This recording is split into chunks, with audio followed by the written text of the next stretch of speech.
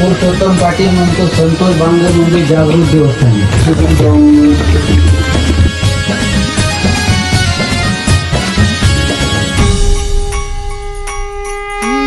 दाही दिशांना तू व्यापून राहणारी तीन ताळ पाताळी तू रंग तुझे सारे हे कैक देभारे भवताली वसले जणू.